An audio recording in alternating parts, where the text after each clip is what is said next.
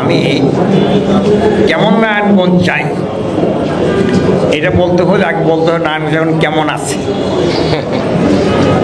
এখন নারায়ণগঞ্জ যেমন আছে সেটা হলো যে নারায়ণগঞ্জের মানুষগুলো, যেটা মাসুম ভাই বলেছেন, এটি উল্টা করে বলছেন যে আমরা এই চাই সেই চাই, আমরা যানজট চাই। এটা কোনো চাননি, যানজট মুক্ত নারায়ণগঞ্জ চাই।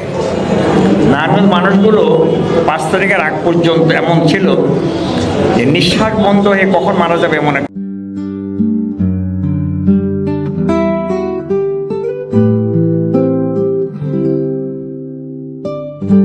অবস্থা ছিল 5 তারিখ আগ পর্যন্ত। 5 তারিখের পরে এদেশে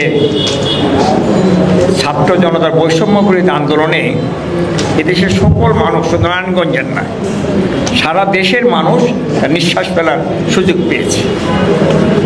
দেশটাকে একেবারে অন্ধকার থেকে কিছুটা হলেও আলোর দিকে নিয়ে আসার একটা উদ্যোগ হয়েছে। এখনো আলো পুরোপুরি উদ্ভাসিত হয়নি। কিছু ক্ষেত্রে মাসুম ভাই বলেছেন যে যেন আমাদের প্রশাসন আমাদের প্রার্থীরা প্রতিশোধ নিচ্ছে। প্রতিশোধ নেক আর না নেই, বাস্তবতা এটাই হয়েছে যে যানজট, ফুটপাত, আইনের শাসন, এখনো চাঁদাবাজি, সন্ত্রাস, এগুলো সব নির্মূল হয়ে যায়নি। মানুষের দুর্ভোগ কিছু কিছু জায়গায় বেড়েছে, এর সবাই বলেছেন। আমরা যদি এর থেকে মুক্ত হয়ে সুন্দর নারায়ণগঞ্জ করতে চাই, সকলের প্রত্যাশা আমরা একটা সুন্দর নারায়ণগঞ্জ চাই, একটা ভালো নারায়ণগঞ্জ চাই। আমার প্রথমেই হচ্ছে যে নারায়ণগঞ্জে ভালোটা নারায়ণগঞ্জ চাই, আমাদেরকে ভালো হইতে হবে। আমরা নিজেরা ভালো না হয়ে ভালো নারায়ণগঞ্জ চাইব, এটা একটা অবাস্তব।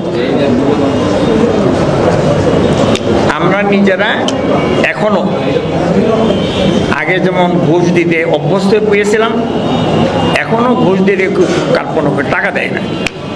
মনে করেন যে ভ্যাটের একটা অফিস আছে, ভ্যাট এই ব্যবসায়ীরা দেন, এই ব্যবসায়ীদের ওখানে ভ্যাটের যে দোকানটা, এটা হচ্ছে ঘুষের একটা বড় একটা দালান। এখানে সমস্যা হচ্ছে ব্যবসা তারা করেন, তাদের প্রোডাকশন যেটা, যেই পরিমাণ ভ্যাট ধার্য করা হয়েছে, এই পরিমাণ ভ্যাট দিলে ব্যবসায়ীদের ব্যবসা টিকিয়ে রাখা যাবে না। ফলে তারা ওখানে গিয়ে আগেই হলো ঘুষ দেন, তারপরে ভ্যাট দেন। ফলে হলো ক্ষতিগ্রস্ত হচ্ছে দেশটা। এমনিভাবে সকল জায়গাতেই আমি দেখলাম কিছু জায়গাতে ওনারা বলেন যে ওনারা এত চেক দিচ্ছেন, কোনো ঘুষ দিচ্ছেন না। আমার সামনে কিছু চেক বিতরণ করছেন, বলতেছেন, জিজ্ঞেস করতেছেন, এই ঘুষ দিছ, টাকা দিছ কাউকে? কই না। আমি পরে জিজ্ঞেস করলাম যে আপনি কথাটা বললেন তো খালি খেলে ওকে মিথ্যুক বানাইলেন, ও তো ঘুষ ছাড়া এই চেক আপনার পথ আসার কোনো সুযোগই নেই। আগেও ছিল না, এখনও নেই, কিন্তু এভাবে মিথ্যে কথা বলানো হচ্ছে।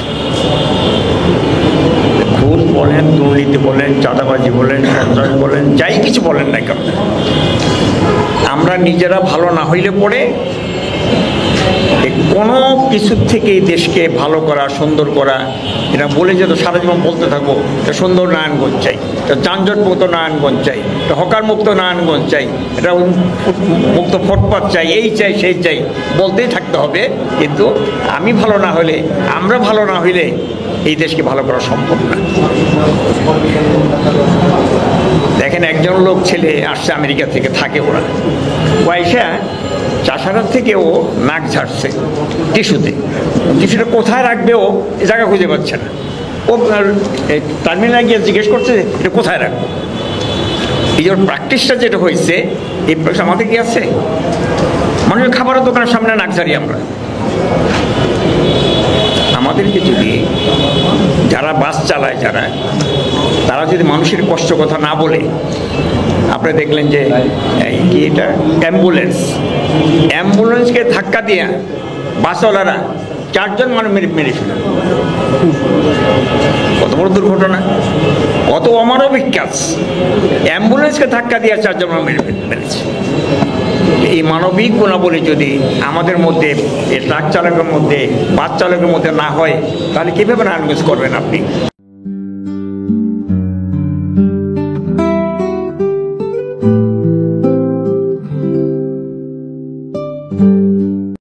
নারায়ণগঞ্জ ভালো চাইলে, সুন্দর নারায়ণগঞ্জ চাইলে, ভালো নারায়ণগঞ্জ চাইলে আমাদের অবশ্যই নিজেদেরকে ভালো হইতে হবে। ভালো হওয়ার জন্য অন্য কোনো উপায় নেই। ভালো হওয়ার পদ্ধতি একটাই, ভালো হওয়ার পদ্ধতি, সেটা হলো আমরা যে যতদিন বেঁচে থাকবো রাসূলের দেখানো পদ্ধতিতে আল্লাহ তাআলার সকল হুকুম আহকাম, সকল আদেশ এবং নিষেধ আমাদের সকল ক্ষেত্রে মেনে চলতে পারি, তাহলে ভালো হওয়া যাবে, দেশ ভালো হবে, রাস্তা ভালো হবে, সব কিছু সুন্দর হবে, আইনের শাসন কায়েম হবে। আইনের শাসন ছাড়া দেশ চালানো সম্ভব।